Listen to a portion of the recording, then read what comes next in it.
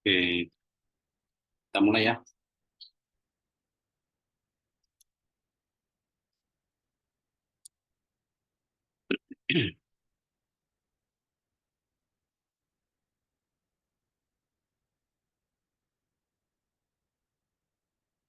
Assalamualaikum warahmatullahi wabarakatuh. Selamat sore. Waalaikumsalam warahmatullahi wabarakatuh. Waalaikumsalam warahmatullahi wabarakatuh. Selamat sore, Pak. Oke, ini sebelum saya mulai, silakan mengisi dan saya mau koordinasi beberapa hal. Oke, ini kalau disetujui, enggak ya, enggak apa-apa. Saya kembalikan ke mahasiswa nanti. Oke, yang pertama ini postnes, silakan diisi. Ini juga sebagai data pembanding saya absen. Ini jadi saya nanti juga akan melihat bentuk absennya. Kemudian ini saya ulangi bahwa kita ada dua agenda terdekat. Yang pertama ini yang talent scouting begitu. Terus ini yang sebelah kanan ini ada pelatihan data center begitu. Tapi sayangnya offline gitu. Jadi nggak bisa online ini. Memang agak berbayar, tapi berbayarnya ini saya kembalikan lagi ke Anda gitu, dalam bentuk snack dan makan siang. Silakan kalau yang mau ikut, tapi sayangnya offline. Kalau ikut, nanti apabila dibutuhkan surat untuk mengikuti agenda ini, maka perkuliahannya juga bisa libur nanti, karena ini hari Kamis ya. Oke, yang berikutnya ini nih, yang nggak kalah penting. Saya mau janjian dulu nih sama teman-teman.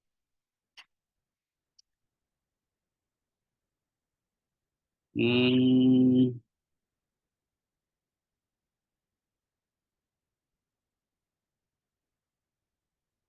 posisi kita di tanggal ini kan ya. Betul. Oke, saya rubah dulu. Ini warna biru. Oke. Nah, 10 dan 17. Ini berkaitan erat sama 24 dan 31. Saya nggak tahu apakah ini ngefek atau enggak ke teman-teman, tapi kayaknya sih mungkin ngefek ya. Maksudku begini, kalau 24 ini kita mau libur, ini ya, keterangannya di sebelah kanan. Maka kesepakatannya adalah untuk tanggal sekarang, kita ada dua presentasi. Tanggal 17 kita ada presentasi.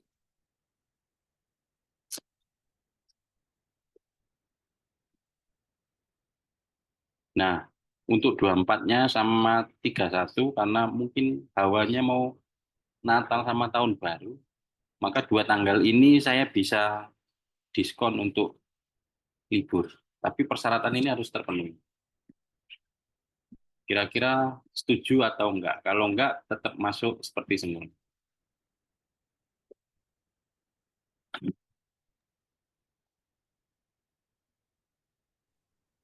Kalau saya setuju, Pak. Yang lain gimana? Saya abstain, Pak. Ngikut aja. Gak oleh ngono rek. Presentasi apa nih? Dua-duanya Melu, bisa, Pak. Pak. Saya. Melu, Pak Manut. Presentasi apa nih, Pak?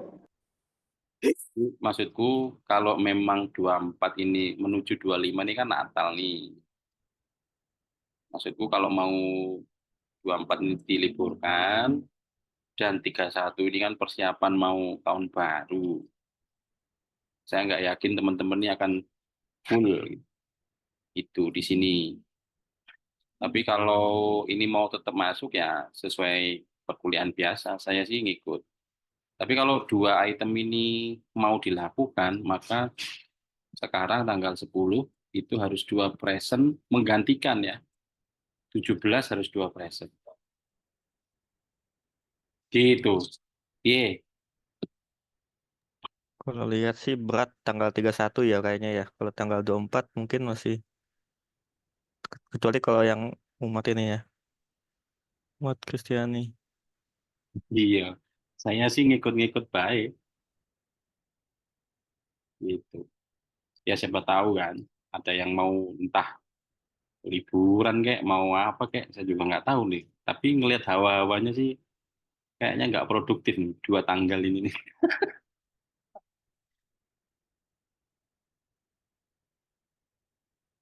Oke, nanti saya bikinkan voting ya di grup. Kayaknya bisa kan bikin voting di grup ya.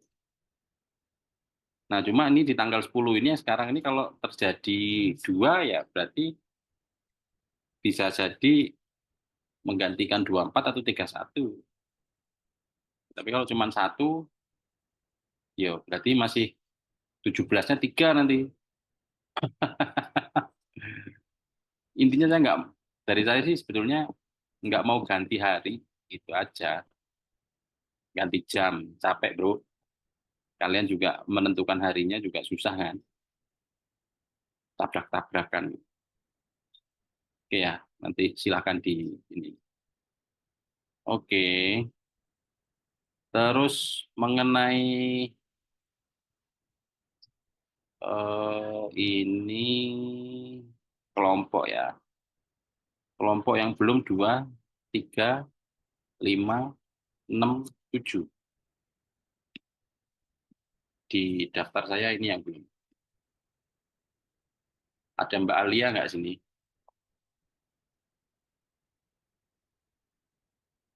Nggak ada? Oke. Sebelum saya mulai, kelompok berapa yang siap? Pak, izin kelompok 7 boleh habis maghrib, Pak. Karena Mas Alfi baru bisa habis maghrib. Oke. Tapi artinya sekarang ya? Iya, Pak. Oke. Yang lain? Satu lagi? Kalau satu lagi berarti antara 24 atau 31 kita libur. Gaskan libur, Pak. Nah, iya. Wah, enak aku. Kalau kemarin eh, yang reguler itu 26 dia mintanya. Karena Kamis kan. Setuju Pak. Maju dia. Ini akhirnya nih. Nih, langsung 2 kemarin tuh. Karena 9 kan, ini 10-10. 19 karena nggak ada, 26 mereka minta. Nah, ini. Tinggal ini nih. Oke. 2, 3, 5, 6. Masa nggak ada yang mau nih? Ini bukan tugas biasa loh, ini tugas UAS loh ini. Kalau enggak ya UASnya kosong.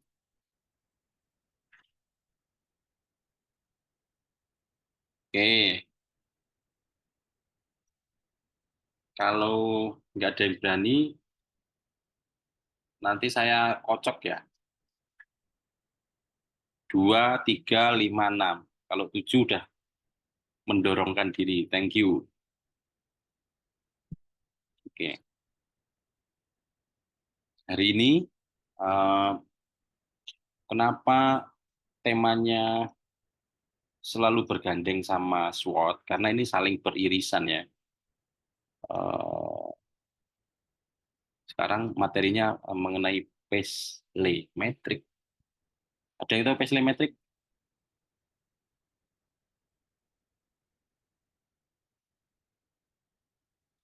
Menang lagi.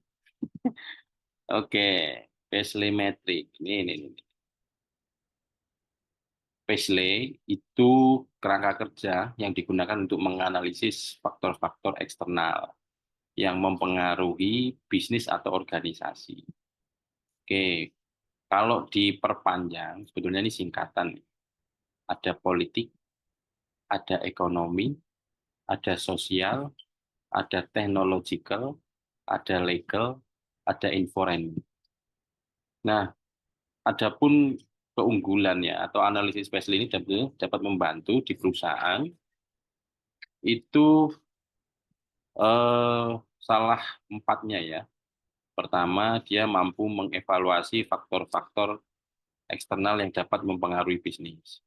Kemudian, dia mampu mengkaji peluang dan ancaman yang muncul dari faktor tersebut, menentukan bagaimana faktor eksternal mempengaruhi operasi perusahaan, membuat perusahaan-perusahaan lebih kompetitif di pasar. Jadi, perlu teman-teman ketahui sebetulnya yang membedakan ini semua adalah hanya variabel sebetulnya.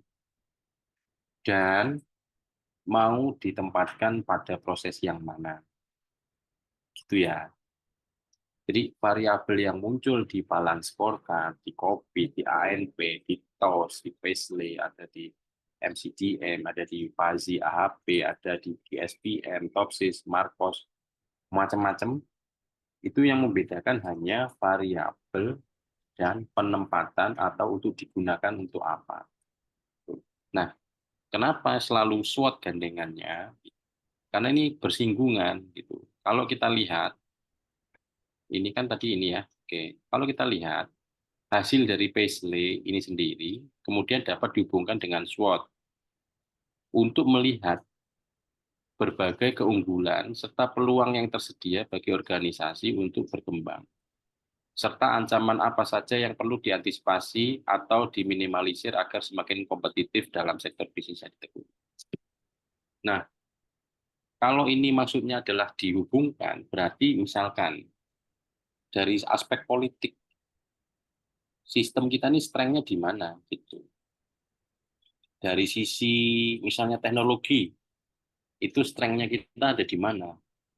Itu semua bisa dihubungkan.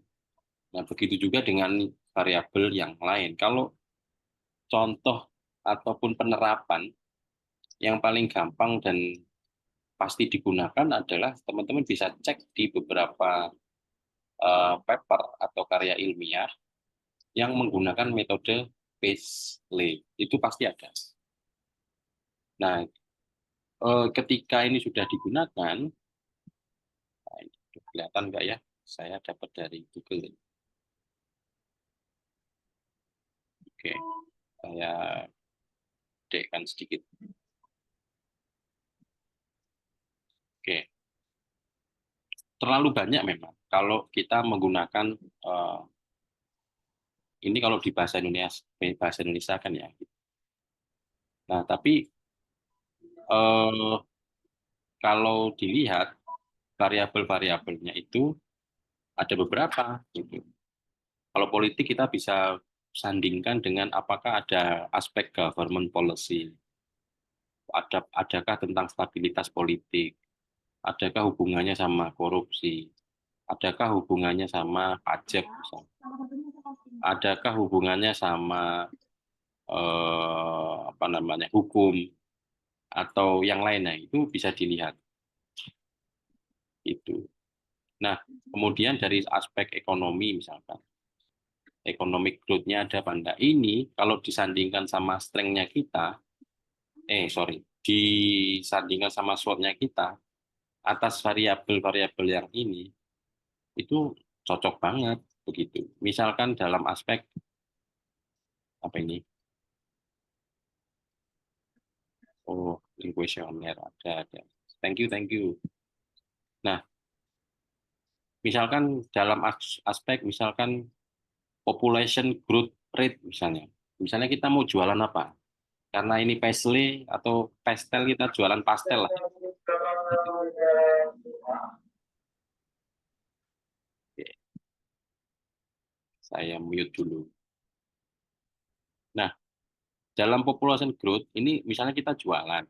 Ini sebetulnya kalau kita lihat strength-nya kita misalnya jualan apa? Pastel atau jualan kopi. Itu tuh yang rata-rata yang beli di umur berapa sih gitu. Kenapa? Gitu. Ini penting juga bahwa ternyata kalau kita mau merambah untuk yang kopi, misalkan kopi yang semua orang bisa minum, berarti ada sesuatu yang kita coba olah, apa namanya, jenis kopi atau robustanya atau mungkin yang lainnya gitu. Nah, ini dari sisi teknologi, kemudian environment sekitarnya, sarana prasarana begitu. dan lain-lain. Itu bisa dicek nanti. Nah, kalau dihubungkan, nah ini kok jadi gede ya. Oke, kalau kita lihat dari satu ya, misalnya political, faktor politik yang meliputi beberapa hukum, kebijakan, aturan formal, atau informal lingkungan perusahaan. Contohnya kebijakan pajak dan peraturan daerah. Oh, kalau teman-teman memahami di tempat atau di beberapa tempat parkir, gitu ya, itu kan kadang-kadang teman-teman bisa melihat tuh, setiap jam itu ada yang 3.000, ada yang 4.000, ada yang sejamnya 5.000, ada yang lebih. Nah itu kenapa kok nggak sama harga misalnya parkir, parkir resmi loh ya. Nah itu karena mereka melihat dari beberapa aspek pajak. Itu di DKI sama di Jogja tentunya beda. DKI sama di Lampung tentunya beda. Nah itu tergantung dari peraturannya daerah untuk aspek pajak. Nah kemudian dari aspek sosial, ekonomi dulu ya, PACE ya. Jadi faktor-faktor ekonomi yang meliputi semua faktor yang mempengaruhi daya beli dari customer dan mempengaruhi iklim berbisnis suatu perusahaan. Contoh misalkan standar nilai tukar suku bunga dan pertumbuhan ekonomi. Kalau ini bagi eksportir sangat penting ini itu. Tapi kalau bagi kita yang misalnya jualan kopi pinggir jalan ataupun es teh ataupun yang tidak terlalu ya, saya pikir kalau yang mempengaruhi adalah nilai pembelian gula, bahan-bahan pokoknya ya. Apakah dengan dolar naik dia ikut naik atau enggak? Nah ini aspek yang mendukung SWOT-nya juga ada. Nah kemudian dari sisi sosial, dari faktor sosial biasanya meliputi semua faktor yang dapat mempengaruhi kebutuhan dari pelanggan dan mempengaruhi ukuran dari besarnya pangsa pasar yang ada. Contoh, tingkat pendidikan masyarakat, tingkat pertumbuhan penduduk, kondisi lingkungan sosial dan lingkungan kerja. Kalau di tempatnya teman-teman itu, eh, khususnya yang di ya apa ya, hmm, yang ada di daerah lah khususnya. Nih, apa pertanyaannya begini? Kalau kalau misalnya ah, apa ya, bikin sebuah sistem yang hubungannya sama tingkat pendidikan, gitu misalkan, itu teman-teman sempat kepikiran nggak sih? Atau memang hanya kalau kita sistemnya massal begitu ya? Kalau misalnya anggaplah yang gede-gede lah ya, ada Gojek, ada Traveloka, macam-macam. Sebetulnya mereka memikirkan tingkat pendidikan masyarakatnya nggak sih kalau dalam sistem itu? Dan kenapa mereka itu bisa menggunakan aplikasi, bahkan nggak diajarin. Ada yang bisa jaga Facebook lah, Instagram gitu. Itu sebetulnya mereka ngukur tingkat pendidikan masyarakat nggak sih untuk pertumbuhan atau untuk aspek ini gitu.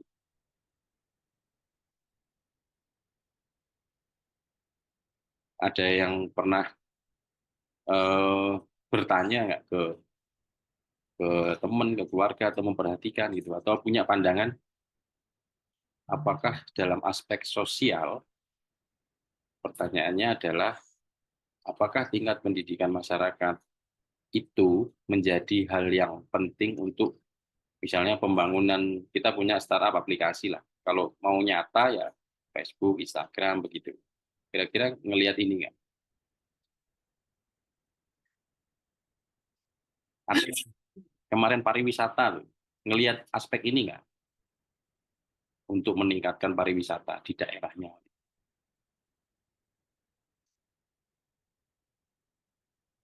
Ada yang mau jawab?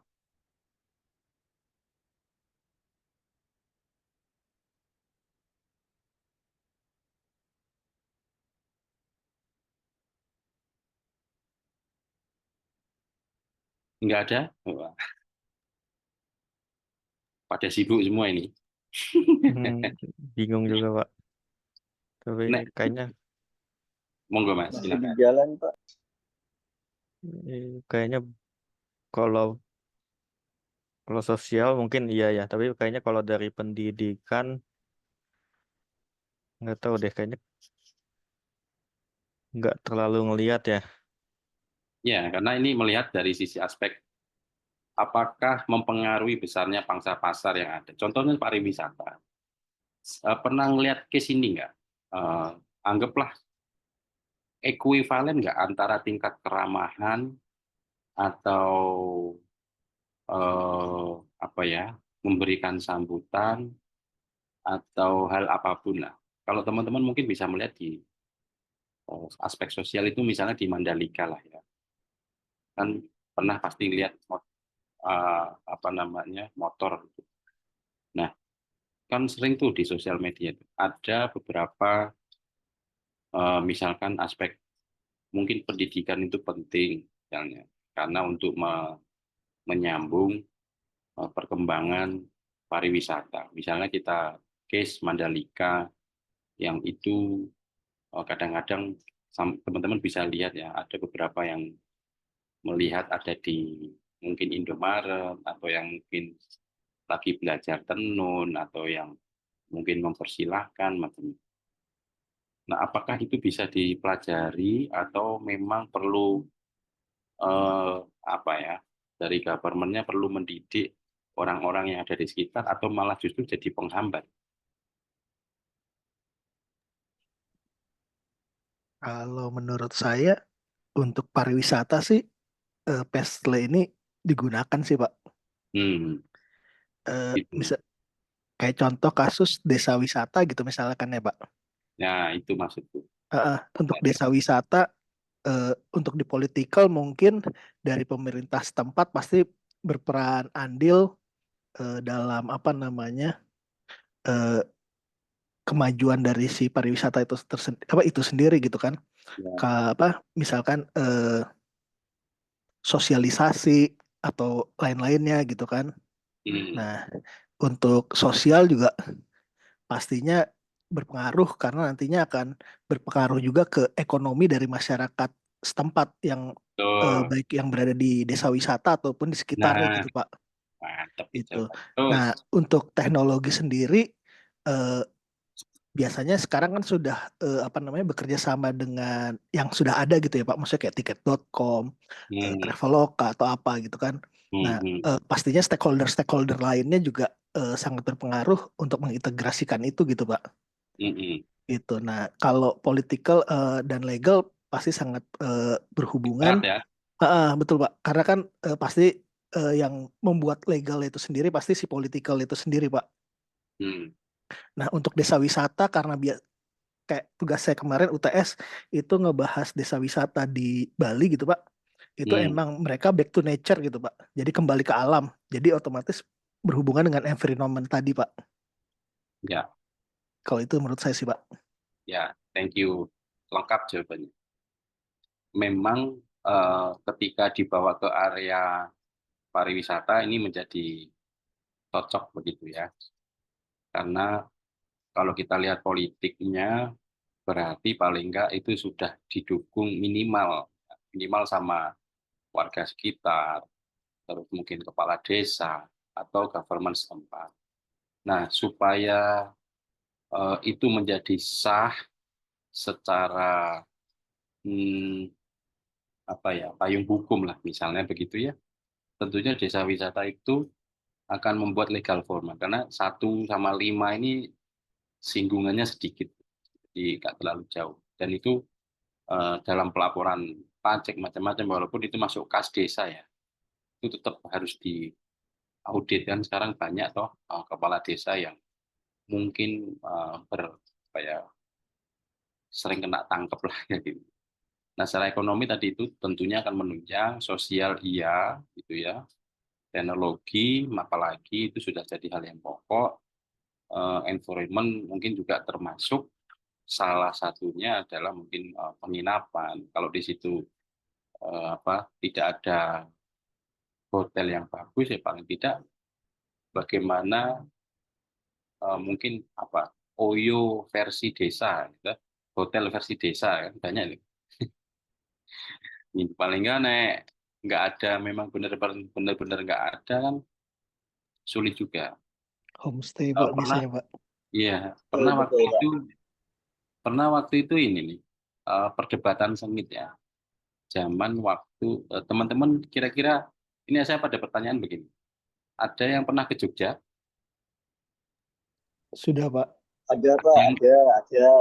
ada yang pernah ke Magelang? Ada. Oke. Pertanyaannya, kalau saya ke Borobudur nginepnya di mana? Saya Jogja Pak. Kalau saya di Jogja, Pak. Nah, itu. Jadi Magelang istilahnya, istilah Jawanya Magelang dapat telee, Jogja oleh dagingnya. Gitu. Oh, itu saya nginep rumahnya Mas Hasan aja, Pak. Rumahnya di Magelang. Jadi, Boleh, Mas Tri, boleh. Gitu. ya iya itu. Saya rumahnya Magelang, Pak Muhammad. Iya, Mas. Sampai kena telee, oleh dagingnya. Jadi, bahkan sekarang kalau siapa tuh Mas yang desa wisata yang di atas itu yang di atas gunung tuh itu daerah Paris Panjapa ya, Pak? Paris Panjapa bukan? bukan Bukan ya? bukan Eh, Telomoyo, Pak, Telomoyo. nah Telomoyo daerah Telomoyo itu Oh, alah. Belum jauh mainnya. nah itu yang dikembangin sama penyanyi itu jadi lupa Erik lah. Sukamti ya Pak. Erik Sukamti betul daerah apa namanya tadi Telomoyo terus apa nama wisatanya tuh nah itu artinya eh, apa ya seorang insting ya paling tanpa disadari insting seorang pengusaha itu sebetulnya mereka sudah apa ya walaupun tidak diteorikan begitu tapi based on pengalaman kalau kita kumpulkan dalam satu skema teori yo ini yang paling cocok untuk pariwisata sebetulnya. Nah apakah yang lain nggak cocok Pak yo boleh tapi kok nggak pantas ya misalnya eh, contoh misalnya teman-teman mau pakai ini nih contohnya ini mau pakai COVID untuk desa pariwisata yo nggak cocok bukan nggak oleh nggak cocok itu. Nah, sehingga sebetulnya sekali lagi yang membedakan ya, apakah SWOT nggak bisa berdiri sendiri? Boleh SWOT berdiri sendiri. Cuma SWOT ini akan lebih kuat kalau disandingkan. Ya. Nah, terus yang membedakan apa Pak? Variabelnya. Terus tahunya variabel dari mana Pak? Dibaca.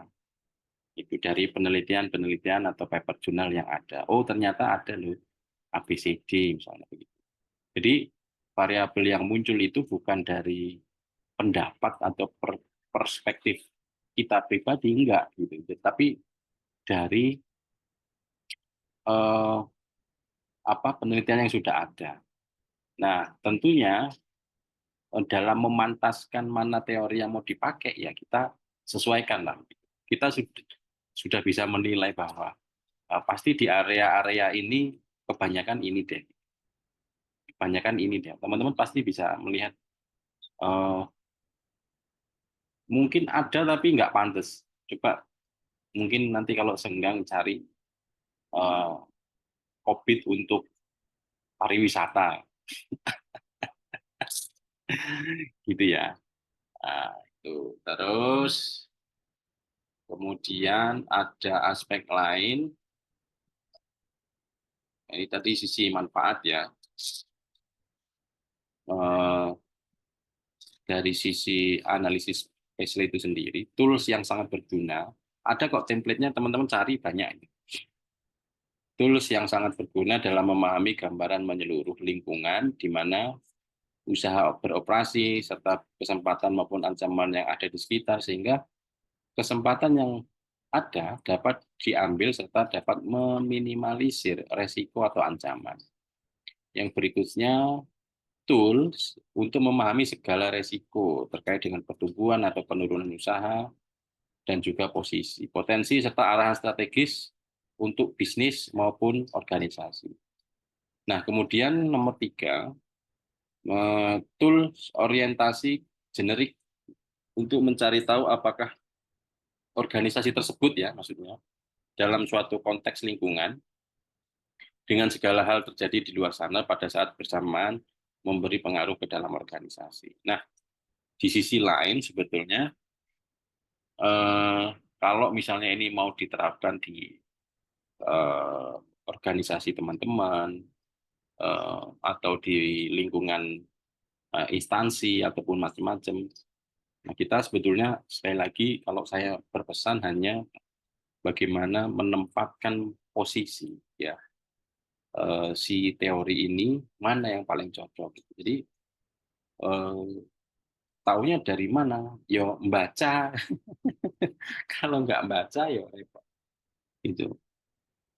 Nanti kalau teman-teman itu mengambil tema khususnya di skripsi ya.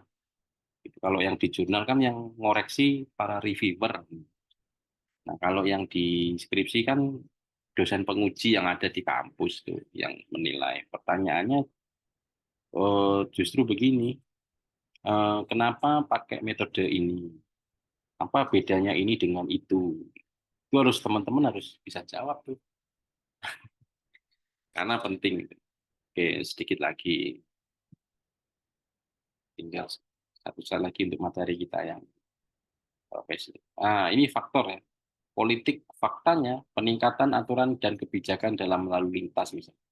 Peluangnya misalnya penguatan aturan yang ada dengan berbagai macam inovasi yang ditawarkan. Ancamannya tumpang tindih pemangku kebijakan. Mungkin sama halnya tadi itu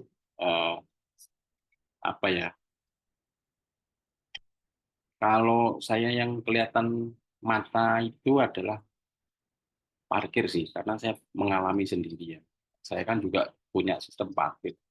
Jadi misalnya penerapan di kota A sama kota B itu berbeda. Hal ini disebabkan karena per wali kota atau pergub kabupatennya itu beda-beda. Nah, berapa dia akan mentafsir retribusinya. Itu faktor politiknya kuat banget di situ. Nah, kalau terjadi tumpang tindih ini kita lihat apakah dari pusat itu punya aturan. Nah, kalau punya aturan kita cek gitu. Apakah ini berlaku di daerah tersebut atau enggak? Harusnya sih berlaku ya, karena itu untuk satu Indonesia. Tadi terus kemudian fakta, misalnya perkembangan bisnis e-commerce yang menjanjikan.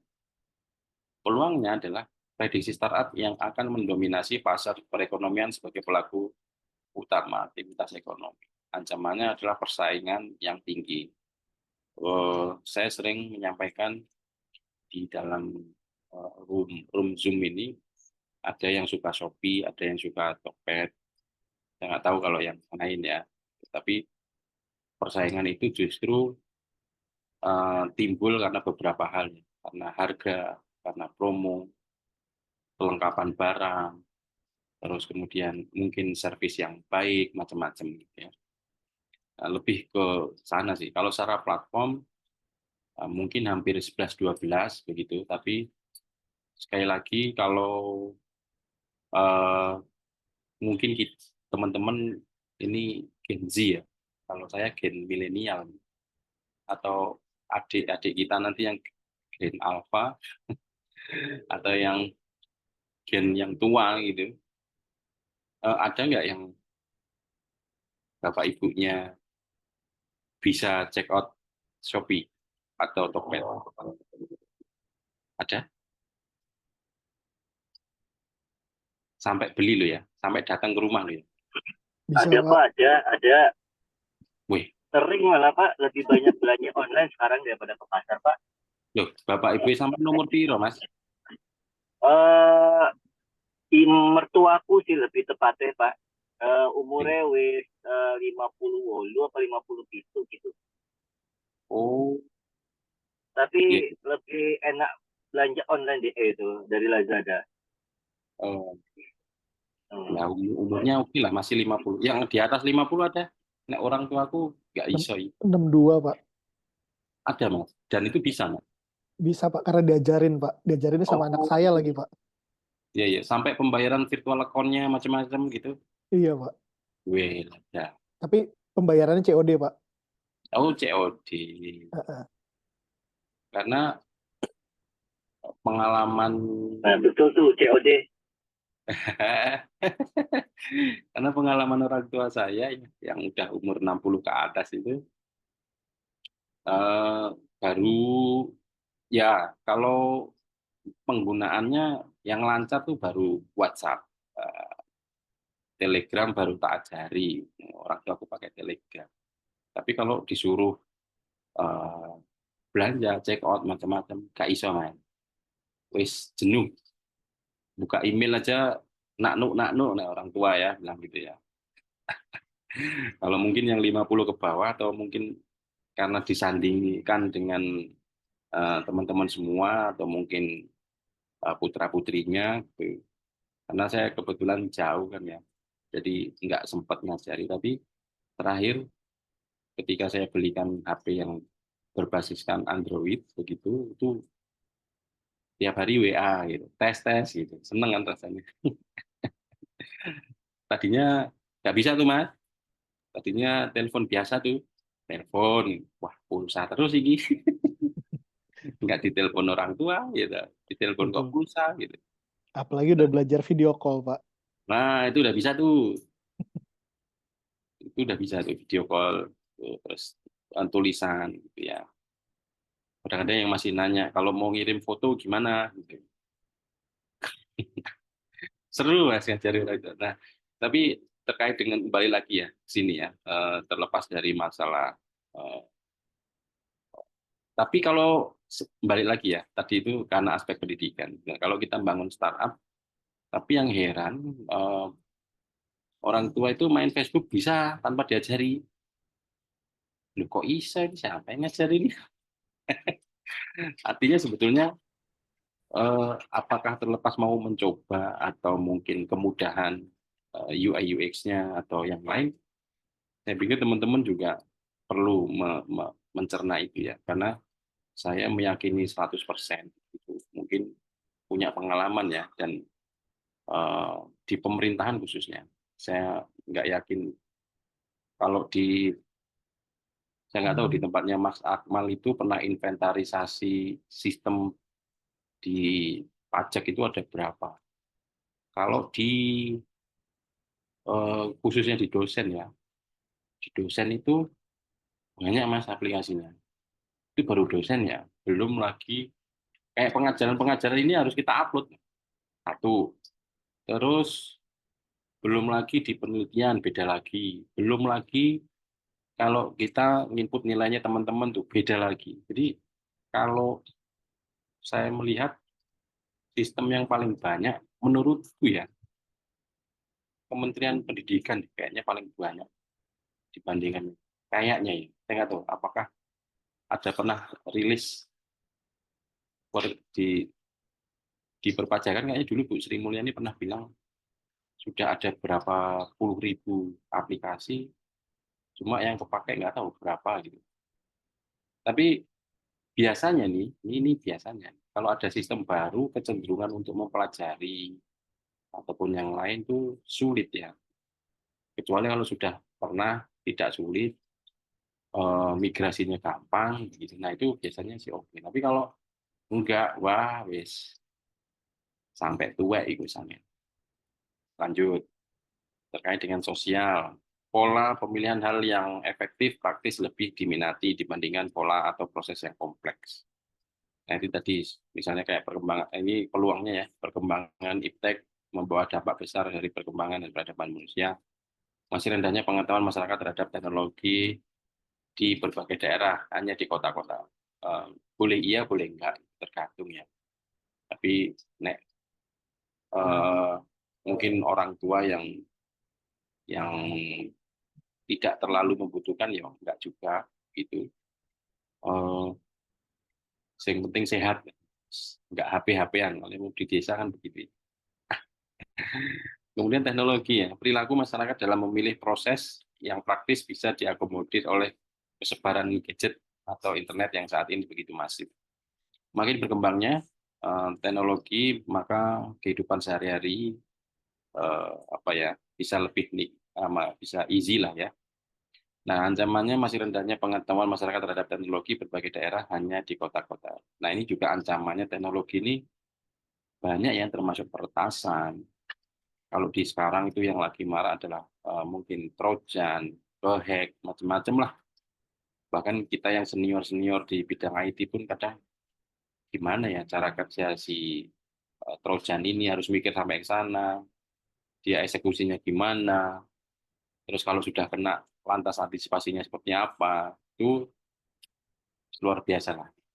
Yang kemudian untuk di lingkungan, misalnya opsi transportasi publik yang mulai diminati sangat mengurangi emisi karbon dan macam-macam. Bisnis startup terkait dengan mengurangi emisi kendaraan bermotor dengan adanya peralihan moda ini, mungkin kayak Gojek, Grab, Uber, macam-macam. Efektivitas aturan lalu lintas terhadap peningkatan minat pemilihan transportasi publik dan lain-lain. Saya kira itu untuk materi kita hari ini, Pesley. Ada pertanyaan dulu? Monggo kalau ada. Dari saya nggak ada, Pak. Ya. Dari semuanya yang aku tenangin, kurang lebihnya intinya ada di penempatan sih. Saya tak ngecek dulu. Baru 18 respon. Oh iya, 18 ya. Yang satunya saya, satunya adalah host ya. Jawabannya kok lucu-lucu, Rek.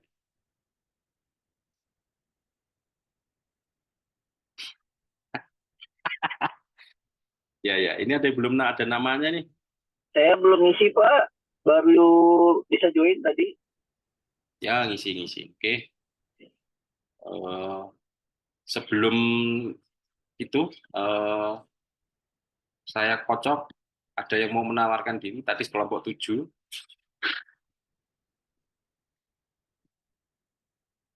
Ada kelompok 2. Sebentar ya.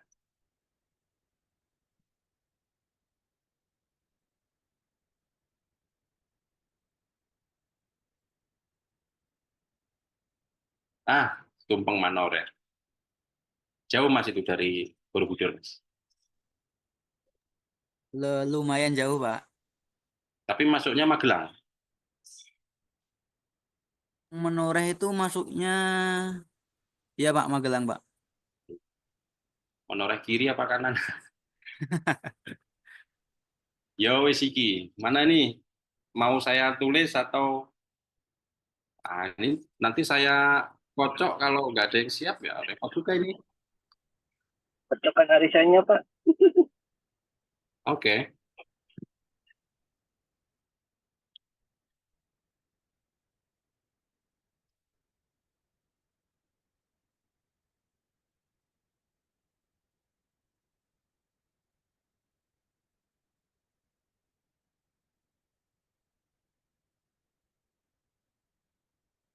Hmm.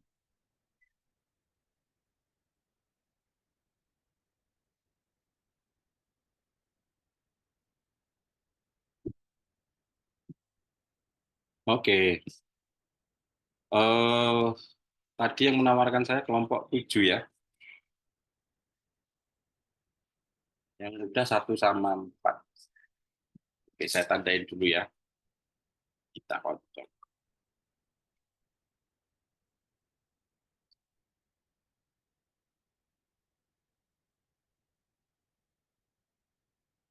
Ah, 4 udah lagi. Karena belum ada yang 2 sih. Kalau 2 bisa tak delete salah satu ini. Loh, piye 4 terus sih? Disabotase itu, Pak. Wah, ini sororan dalam Pak ini Pak Iki. Iya ya, dari tadi 4 terus sih. Lah ini yang dituju. Emang rezekimu Mas kelompok 7 ini Mas. Siapa abis Habis maghrib 7, Pak? 6 Pak. Kelompok 7 habis ini udah menawarkan diri. 6 boleh Pak, 6. Oke, 6 ya, wes clear. 6. Saya Pak, tak lihat teman. Oh, wis. Ono Ya nanti kabeh. kelompok 7 dulu atau 6 dulu yang mau ini boleh. Boleh. Ya wes, kita istirahat dulu.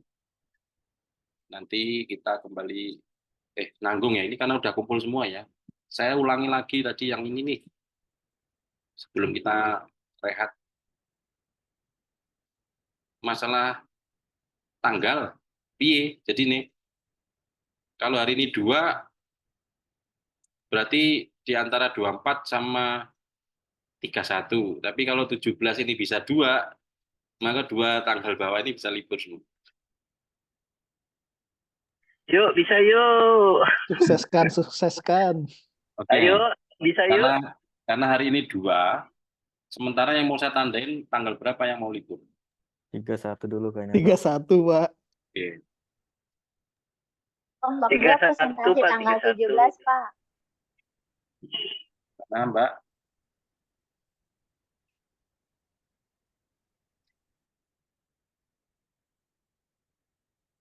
Oke, tanggal 17 tadi Mbak, siapa Mbak? Kelompok 2, Pak. Tanggal 17. Oke. 2 sama apa ini? Nah, belum ketemu nih Mbak.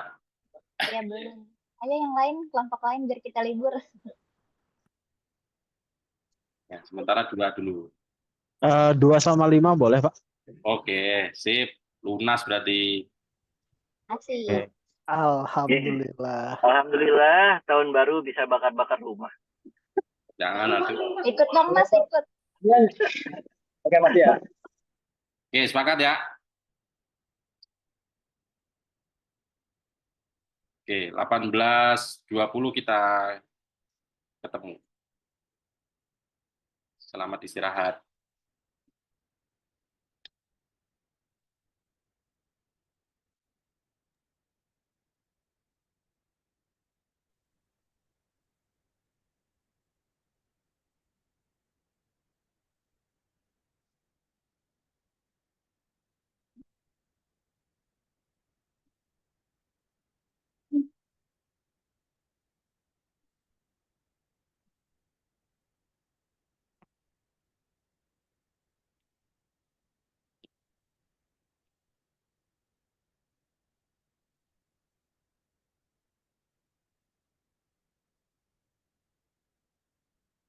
Gojek. Oke, transportasi ya. Oke, silakan. Udah keluar ya Pak? Keluar. Assalamualaikum warahmatullahi wabarakatuh. Waalaikumsalam. Perkenalkan kami dari kelompok 7. Di kelompok 7 ada Mas Muhammad Bagas Rizkuloh, SI 2024. Ada saya, Muhammad Ramadan Ismail, SI 2023. Sama Mas Alfi Maulana Al-Farisi, SI 2023. Ya, oke. Kami akan membawakan analisis SWOT mengenai Gojek. gas. Gojek, perusahaan multiniaga dan transportasi daring yang berbasis di Indonesia, telah berkembang pesat di Asia Tenggara. Gojek telah mengubah cara kita menjalani kehidupan sehari-hari dengan menyediakan berbagai layanan seperti transportasi ojek, pengiriman makanan, pembayaran digital, dan e-commerce. Namun, Gojek seperti bisnis besar lainnya harus melakukan analisis SWOT atau Strength, Weakness, Opportunities, dan Threats untuk mengetahui posisi strategisnya dalam industri yang terus berkembang. Analisis SWOT sangat penting bagi Gojek karena membantunya mengetahui kekuatan, kelemahan, peluang, dan ancaman yang ada. Dengan demikian, perusahaan dapat membuat strategi yang efektif untuk mempertahankan dan meningkatkan posisinya di pasar. Analisis ini akan mengevaluasi berbagai faktor internal dan eksternal yang mempengaruhi kinerja Gojek. Selain itu, akan memberikan saran strategis untuk mencapai tujuan jangka panjang perusahaan. Untuk permasalahan, Gojek telah menjadi bagian penting dari kehidupan masyarakat perkotaan dengan berbagai layanan seperti transportasi, pengiriman makanan, hingga pembayaran digital. Namun meski memiliki banyak manfaat, pengguna Gojek sering menghadapi sejumlah permasalahan yang dapat mengurangi pengalaman mereka. Salah satu masalah yang paling umum adalah gangguan teknis pada aplikasi. Aplikasi yang error, crash atau lambat seringkali membuat pengguna kesulitan, terutama ketika sedang membutuhkan layanan dengan segera. Masalah lainnya ada pada layanan pengemudi juga menjadi perhatian. Banyak pengguna mengeluhkan pembatalan sepihak dari pengemudi, terutama pada jam sibuk, yang menyebabkan keterlambatan. Tidak jarang pula pengemudi menunjukkan perilaku kurang profesional, seperti tidak mengikuti rute atau berbicara tidak sopan.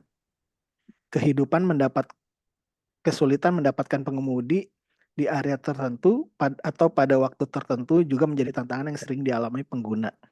Selain itu, masalah keamanan dan privasi juga menjadi sorotan. Pengguna Gojek sering menjadi target penipuan seperti panggilan atau pesan palsu yang meminta data pribadi. Keamanan data pribadi menjadi perhatian penting mengingat risiko penyalahgunaan yang dapat terjadi jika sistem keamanan aplikasi tidak memadai. Untuk selanjutnya, silakan Mas Bagas. Oke. Berikut ini adalah analisis dari strength dari Gojeknya. Yang pertama itu ada diversifikasi layanan. Gojek memiliki banyak layanan seperti transportasi, pengiriman makanan, pembayaran digital, dan belanja online. Yang memungkinkan mereka menjangkau berbagai segmen pasar dan tidak bergantung pada satu jenis layanan saja. Terus yang kedua juga ada teknologi dan inovasi. Gojek terus berinovasi dengan mengembangkan teknologi baru untuk meningkatkan kinerja dan pengalaman pengguna. Aplikasi mereka terus diperbarui dengan fitur baru dan mudah digunakan. Lalu yang ketiga ada basis pengguna yang besar karena Gojek memiliki keunggulan kompetitif dalam menarik lebih banyak mitra bisnis dan konsumen berkat basis pengguna yang besar dan terus berkembang. Lalu ada jaringan mitra yang luas. Gojek dapat melayani pelanggannya dengan cepat dan andal berkat jaringan yang luas dari pengemudi, pedagang, dan penyedia layanan lainnya. Lalu ada brand awareness yang tinggi. Gojek adalah salah satu pionir aplikasi on-demand di Indonesia dengan reputasi yang kuat dan dikenal luas di Asia Tenggara.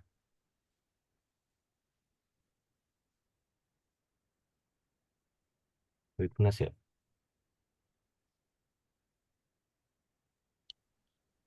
Opportunities, Mas. Bukan bagian saya strength weakness ya. Iya, strength weakness saya. Ada yang Di- kelewat itu Mas page-nya. Iya, Bukan. weakness. Di share screen opportunities ini. Kelewat tadi. Nah, ini dia. Lalu kelemahannya, weakness dari Gojek.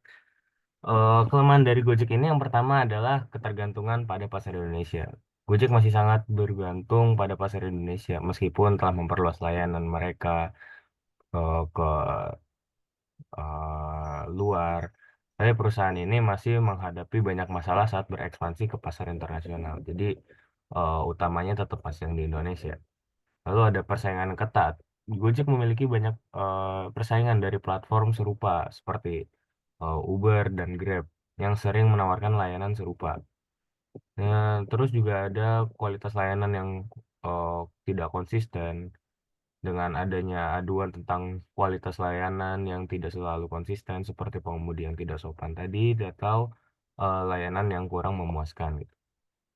Lalu ada ketergantungan pada mitra pengemudi juga. Gojek sangat bergantung pada mitra pengemudinya yang dapat menimbulkan masalah jika mereka tidak puas atau memiliki masalah lainnya. Lalu ya, kelemahan terakhir ini adalah keterbatasan geografis. Gojek masih mengalami kesulitan mendapatkan layanan di beberapa kota karena lokasi mereka yang terbatas. Oke. Dari saya sih itu sih sampai weakness dulu tadi. Oke, Ya, saya silakan. lanjutkan untuk analisis SWOT berikutnya itu ada opportunities. Yang pertama itu ada ekspansi global. Gojek memiliki kemampuan untuk meningkatkan basis pengguna dan memperluas layanannya ke negara-negara Asia Tenggara dan pasar global lainnya. Walaupun Gojek sendiri masih fokus di lokal, tapi sudah ada beberapa negara yang sudah menggunakan Gojek gitu. Contohnya seperti di Thailand dan Vietnam. Dan next-nya juga untuk Gojek sendiri itu akan ekspansi lagi ke pasar yang baru seperti di India yang kita tahu di mana di situ banyak penduduknya, dan juga di Filipina. Lalu ada kolaborasi dan kemitraan. Gojek dapat memperluas ekosistem layanannya dan menawarkan lebih banyak produk serta layanan inovatif dengan membentuk kemitraan strategis dengan perusahaan teknologi, transportasi, dan keuangan. Kemitraan bisnis dalam bidang teknologi ini tuh seperti kolaborasi dengan AWS, Google Cloud, dan lain-lain gitu. Transportasi di sini seperti kemitraan dengan perusahaan-perusahaan logistik seperti Jenter dan lain-lain gitu. Lalu untuk kemitraan finansialnya ini seperti fintech dan institusi keuangan lainnya. Lalu ada pengembangan inovasi teknologi. Untuk Gojek memiliki kemampuan untuk terus berinvestasi dalam teknologi baru seperti Internet of Things, Big Data, kecerdasan buatan untuk meningkatkan efisiensi operasional dan pengalaman pengguna. IoT sendiri digunakan Gojek untuk memonitoring layanan mereka seperti pelacakan kendaraan, pengiriman barang, pengelolaan armada secara real time seperti itu. Lalu ada pengembangan produk baru. Gojek dapat mengembangkan barang dan layanan baru yang relevan dengan memahami kebutuhan pasar seperti revolusi logistik, layanan kesehatan, dan pendidikan berbasis teknologi. Lalu ada threats, yaitu ancaman. Di balik opportunities dan strengths-nya tadi, tentu Gojek memiliki ancaman tersendiri, yaitu yang pertama ada persaingan yang ketat. Gojek menghadapi persaingan dari perusahaan seperti Grab, Uber, dan persaingan ini dapat berdampak pada pasar dan keuntungan perusahaan. Lalu ada regulasi pemerintah. Peraturan yang lebih ketat dapat meningkatkan biaya operasional atau membatasi beberapa layanan yang dapat mempengaruhi operasi Gojek. Lalu ada keamanan data, yaitu pelanggaran data atau serangan cyber yang dapat merusak reputasi dan kepercayaan pengguna, yang merupakan ancaman besar terhadap keamanan data dan privasi pengguna. Memang salah satu ancaman besar suatu perusahaan teknologi yaitu keamanan data gitu, karena itu yang mempengaruhi sebuah sistem aplikasi tersebut bisa berjalan dengan lancar dan sempurna. Lalu ada ketidakpastian ekonomi. Daya beli konsumen dan permintaan layanan Gojek dapat dipengaruhi oleh perubahan ekonomi dan ketidakpastian pasar. Jadi dari persaingan yang ketat dari pesaing-pesaing lain juga ada ketidakpastian ekonomi yang menentukan daya beli konsumen atau permintaan layanan Gojek itu berkurang peminatnya. Lalu ada ketergantungan pada infrastruktur digital. Karena Gojek berbasis teknologi sendiri, jadi Gojek bergantung pada infrastruktur digitalnya, sehingga layanan mereka dapat terganggu jika ada masalah jaringan internet atau masalah teknis lainnya. Ini juga tentu menjadi satu ancaman gitu ya, dan dapat mengurangi keuntungan dari si Gojek itu sendiri. Oke, bisa tolong dilanjut, Mas. Nah, untuk kesimpulannya, analisis SWOT Gojek ini memberikan gambaran yang cukup jelas mengenai posisi strategis perusahaan tersebut. Gojek memiliki kekuatan yang signifikan, termasuk diversifikasi layanan, teknologi, dan pengguna yang besar. Namun, Gojek juga menghadapi tantangan yang tak kalah besar seperti persaingan ketat dan ketergantungan pada pasar Indonesia. Peluang untuk ekspansi global dan inovasi teknologi memberikan Gojek potensi yang kuat untuk memperkuat posisinya. Sementara ancaman dari regulasi pemerintah dan ketidakpastian ekonomi memerlukan perhatian lebih. Untuk mengatasi tantangan ini, Gojek perlu melanjutkan pengembangan teknologi, memperluas pasar dengan lebih agresif, dan meningkatkan kualitas layanan di semua lini untuk mempertahankan keunggulan. Baik, itu yang bisa saya sampaikan. Ada yang mau bertanya? Oke, terima kasih kelompok 7. Mungkin dari teman-teman ada yang mau bertanya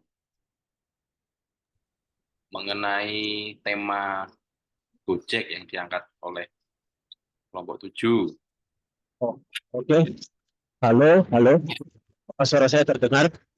Depan belok kiri, depan belok kiri. Perkenalkan, saya Damar dari SI semester 3 ya. Das. Nah, saya mau nanya nih. Kebetulan saya itu pengguna aplikasi online juga. Dan saya pakai dua-duanya ya. Jadi maupun Gojek maupun Grab juga pakai. Nah, yang saya rasakan adalah karena saya itu sering mengkomparasi ya antara Grab sama Gojek. Setelah Go Public atau IPO, saya lihat justru Gojek makin pelit soal promo, itu satu yang saya rasain. Justru di Grab masih sering ada promo ya, promo diskon gitu. Dan dikomparasi untuk baik itu layanan Go Transport maupun untuk delivery makanan.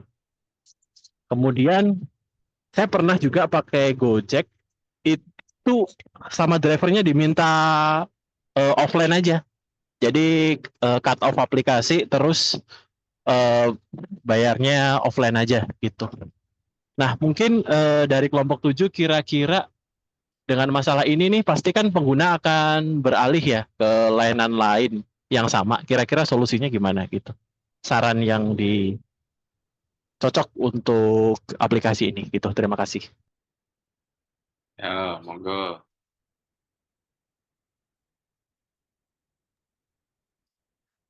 Izin menjawab ya Pak. Das. Ya, untuk mengenai promo setelah Go Public, mungkin karena setelah Go Public, jadi tuntutan dari investor semakin tinggi. Jadi ibaratnya waktunya bakar-bakar duitnya sudah habis. Karena biasanya bakar-bakar duit itu sebelum Go Public, jadi begitu sudah Go Public, saatnya cari cuan-cuan-cuan sepertinya. Jadi otomatis promo-promonya agak dikurangin, jadi lebih agak subsidi silang, dengan terbuktinya juga di aplikasinya biasanya ke ke partnernya mereka, potongannya atau biayanya jadi lebih besar seperti itu. Itu untuk yang pertanyaan yang pertama ya. Nah, untuk yang pertanyaan kedua mengenai yang Offline. ketidakprofesionalan ya. Oh. Tidak bisa dipungkiri baik di aplikasi manapun yang namanya ketidakprofesionalan itu pasti ada. Biasanya mereka dari internal perusahaan sendiri biasanya melakukan training-training. Tapi kalau menurut saya itu sebenarnya efek dari makin tingginya potongan dari pihak Gojek tadi, gitu yang saya sebutkan di awal. Besarnya potongan dari Gojek kepada partner secara tidak langsung pasti berpengaruh kepada penghasilan dari penghasilan dari partner-partnernya mereka, baik dari sisi makanan maupun dari sisi transportasi. Ini juga sebenarnya si malakama juga di satu sisi Gojek harus mendapatkan profit karena mereka sudah go public, ada yang harus dipertanggungjawabkan di akhir tahun dalam RUPS dan lain-lain. Tapi di satu sisi partner mereka jadi jadi sasaran lah seperti itu. Mungkin itu sih dari saya. Ada yang mau ditambahkan Mas Bagas atau Mas Alfi?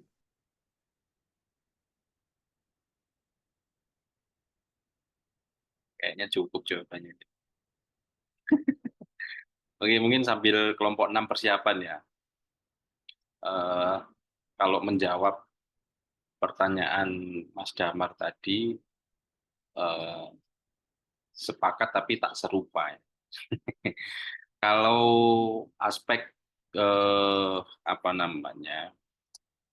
promo, kemudian sedikit promo dan lain halnya, menurut saya dalam persaingan bisnis itu lumrah. Artinya mungkin karena di dalam slide-nya mungkin tadi belum ada perbandingan dengan aplikasi sejenis ya. Jadi kalau di daerah itu ada yang namanya Maxim, InDrive begitu. Mereka mungkin sama gilanya sama waktu pertama kali Gojek berdiri gitu ya. Itu di daerah-daerah yang di mana Gojek itu nggak ada, Grab itu nggak ada, mereka hadir. Kalaupun hadir, mereka berani tempur dengan diskon atau tarif yang cukup murah. Nah, memang kalau kembali lagi masalah attitude dari driver itu masing-masing ya. Bahkan saya sering menemui misalkan dari Gokar gitu ya, ya walaupun saya perokok, tapi baiknya memang driver yang merokok di mobil itu ya apa namanya, begitu masuk terus bawa rokok itu kan nggak etis juga ya. Ini juga jadi apa ya, baiknya mungkin ya kalau kita tuh kan sebetulnya kalau orang Jawa itu ya ngono ning ojo ngono gitu ya. Kadang-kadang kalau kita mau laporan kasihan nggak dilaporin juga gimana gitu. Bahkan terkait dengan case yang tadi attitude mengenai kok disuruh offline ya itu kembali lagi. Bahkan mungkin satu driver saya pernah melihat itu dia pakai 3 HP-nya sampai 3. Pak ini kok 3 ya? Mana yang duluan aja lah mas gitu. Namanya nyari duit. Jadi gali lubang tutup lubang, subsidi silang. Jadi sebetulnya ranah yang ditanyakan sebetulnya internal ya. Kalau kita kan sudut pandang mencoba untuk mengeksplor. Cuma memang tadi saya belum melihat perbandingan dengan beberapa aplikasi sejenis gitu ya. Tapi oke lah. Oke, kelompok 6 ada? Siap? Sebelumnya boleh nanya? Boleh, silakan. Ya, saya David dari SI semester 1. Mau nanya, untuk Gojek ini pada khususnya kan kemarin baru aja ada kejadian putunya saham Goto ya. Kalau buat kelompok 7 ini, menurut analisanya gitu, itu sebenarnya masih ada peluang atau termasuk yang ancaman yang susah buat berkembang ya. Soalnya dari Goto ini kan mungkin ada yang mandang cuman dari sisi investornya aja, mungkin kalau untuk Gojek keseluruhan nggak ada masalah gitu. Ini berhubung kemarin juga saya sempat, kalau boleh Pak Agung nih, saya kemarin di grup saya itu juga analisanya di transportasi online itu Pak. Nanti kalau emang nggak diperbolehkan kita mau rombak, tapi mudah-mudahan boleh sih gitu. Yang kemarin mau fokus ke Gojek, yang saya ini juga karena banyak nggak taunya untuk masalah Goto dan saham lain-lain itu Pak. Terima kasih Pak. Ya, ini pertanyaan tadi, deh. Monggo Mas. Izin jawab ya Pak. Ya. Kalau kita lihat dari harga sahamnya Goto sendiri yang makin terjun bebas begitu ya, banyak apa namanya penganalisa mengatakan Goto itu udah tidak ada harapan begitu. Tapi kalau dari saya pribadi, menurut saya masih ada harapan. Karena apa? Menurut saya kalau dari sisi perusahaan yang ada di sekitar kita yang kita juga masih menggunakannya, walaupun tidak setiap hari, tapi kita melihat orang-orang masih menggunakannya, menurut saya itu masih kesempatannya masih besar gitu. Dari kayak mulai GoFood, Tokopedia, mereka punya Bank Jago gitu kan. Circle itu circle yang menurut saya saling melengkapi seperti itu. GoPay, bahkan orang ada yang menggunakan GoPay-nya aja karena bisa transfer ke bank-bank lain gratis seperti itu. Jadi kalau dari saya pribadi, Goto itu masih ada harapan, cuma mungkin prosesnya aja yang agak lama sih Pak. Mungkin ada yang mau ditambahkan Mas Alfi, Mas Bagas? Seru nih bahas saham. Ya betul sih. Nah ini master saham nih. Tadi pertanyaannya apa? Oh, ini apa? Kenapa saham Goto itu melonjak turun ya dari awal tahun kemarin, dan apa masih ada harapan gitu Mas? Mungkin mau nambahin juga ya Mas. Baik, mungkin Pak, saya izin jawab sahamnya nggak apa-apa Pak, agak keluar konteks Pak Gung. Oh, oke, gas. Baik, jadi pertama melonjak itu naik ya, bukan turun. Kalau turun merosot.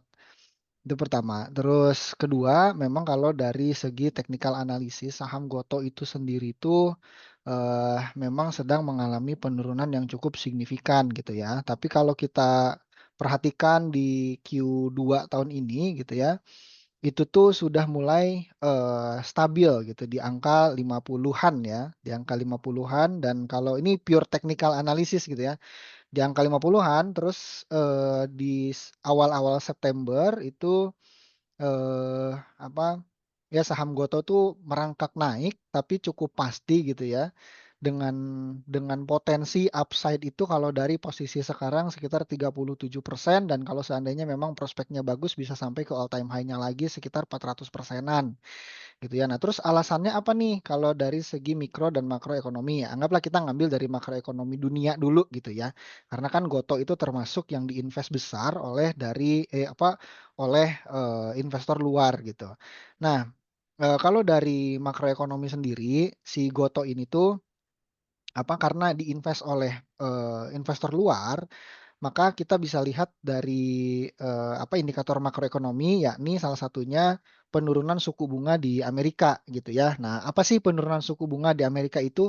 Intinya suku bunga Amerikanya itu diturunkan sehingga orang-orang tuh jadi banyak minjem uang ke bank karena bunganya murah, itu salah satunya.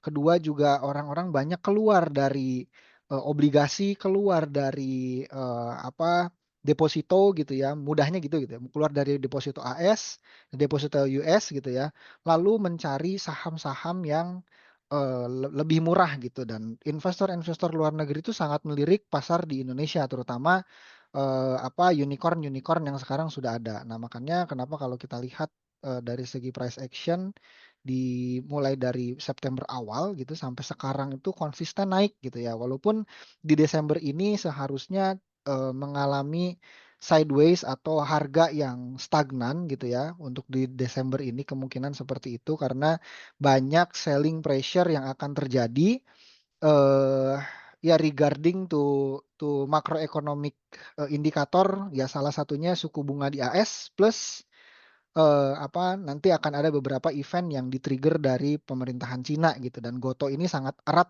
hubungannya dengan investor-investor dari Tiongkok gitu. Jadi kalau ngomongin saham Goto apakah masih potensi atau enggak, sangat masih potensial gitu ya, dan ini tuh murah banget gitu. Walaupun saya memang tidak punya posisi di Goto gitu ya. Tapi kalau ngelihat masih potensial lah. Apalagi kalau sempat nyangkut gitu ya. Kalau misalnya sempat nyangkut di sekitar 115, sabar aja. Tunggu, apalagi Goto. Ya betul tadi dari segi fundamental analisisnya, segi fundamental perusahaannya cukup kuat gitu ya. Terus turnover karyawannya kalau kita lihat indikator perusahaan itu bagus apa enggak, itu turnover karyawannya sedikit. Walaupun memang ini tuh di-trigger dari layoff besar-besaran Goto di periode-periode sebelumnya. Nah, itu tuh untuk untuk ya semata-mata untuk mempertahankan karyawan yang high performing gitu. High performing team di keep, lalu high performing employee di keep untuk meminimalisir turnover karyawan yang tinggi. Karena turnover karyawan yang tinggi itu juga menjadi salah satu kalau istilah kita tuh mencolok mata gitu ya, ketika melihat laporan keuangan, ketika investor-investor itu melihat laporan keuangan, kok ini turnover rate-nya tinggi misalnya, itu tuh agak mencolok mata investor. Makanya banyak startup-startup yang mulai merangkak naik atau menjadi unicorn misalnya gitu ya, seperti Goto, itu tuh mulai cut off karyawan yang memang low atau mid performing gitu, untuk meminimalisir untuk meminimalisir turnover karyawan gitu. Jadi secara fundamental dari satu indikator itu aja sebenarnya ini tuh sudah cukup menjanjikan gitu. Ditambah kalau seandainya kita mau memaksa diri untuk melihat laporan keuangan tahunannya gitu ya. Walaupun earningnya di September kemarin itu minus 34 gitu ya. Maksudnya ya 36%-an lah gitu. Nah, nanti kita lihat lagi nih revenue di 18 Maret 2025 ini gitu. Lihat GoTo tuh nanti seperti apa sih. Kalau diestimasikan sih memang pendapatannya itu 4,52 triliun gitu ya di Maret kemarin. Kalau yang di September kemarin kan 3,9 triliun gitu. Jadi kalau seandainya naik gitu ya, earningnya naik, berarti ini tuh saat yang tepat buat membeli sebetulnya. Jadi memang harus dianalisa sampai ke fundamentalnya gitu. Jadi kalau ngomongin saham kira-kira seperti itu. Terima kasih. Ngeri. Ilmu Jadi baca ini. beli dulu sebelum naik lagi ya Mas Mantep ya. banget. Berarti Jangan ya, jangan. bocoran dari Mas Lutfi. Saat sideways. A1 itu A1. Ya oke. Jin teman-teman, mungkin ini karena sudah jam 7. Mungkin besok sejak tanggal berapa besok? 17 ya. 17 berarti sejak jam pertama langsung present aja ya. Gimana? Kelompok 6 ini Gas. udah nggak mungkin lagi nih 7 menit. Masuk nerangnya 7 menit. Nggak imbang lah. Berarti saya ulangi di pertemuan ini besok berarti ini terjadinya cuma 1, hanya kelompok 7, besok 2, 5, 7. Oke, sejak jam pertama ya, biar targetnya 256 Pak, 256. Oh, sorry. Ya, 256. Oke, setuju? Karena udah nggak mungkin 5 menit, nggak imbang. Setuju. Itu Pak. 256 minggu depan nanti saya ingatkan. Thank you ya hari ini. Setuju sih Pak. Tapi 625 Pak. Kalau kelompok 6 ditaruh belakang ntar habis lagi waktunya. Ya. Ini posisi back semua ini 625. Ya, 625. Oke. Kayak togel ya. Besok yang keluar 3 nomor. Yang menang tetap Bandar ya. Singapuran Pak. Iya. Oke. Hafal bener, Tri. Bukan aku. Oke guys, thank you hari ini. Mudah-mudahan menjadi manfaat semua. Jadi tujuan dari semua ini adalah critical thinking ya. Bagaimana kita cara berpikir. Mudah-mudahan semuanya dapat barokah lah. Thank you. Sampai ketemu minggu depan. Kita mulai dari jam pertama ya, gitu, supaya dapat semuanya dan target kita 24 dan 31. Thank you. Assalamualaikum warahmatullahi wabarakatuh. Waalaikumsalam warahmatullahi wabarakatuh. Terima kasih Pak. Waalaikumsalam warahmatullahi Ya, terima kasih semuanya. Pamul. Opo. Kirimin dong, Pak link Zoom yang habis ini. Soalnya HP ku rusak, jadwalnya ada di sana. Apaan? Ini akun Zoom yang habis ini, mata kuliah hari ini, setelah ini. Oke. Siap. Ya. Oke, makasih Pak Mul. HP-nya rusak ya? WA saya aja Mas. Japri ya, Fik. Iya, jadiin ya.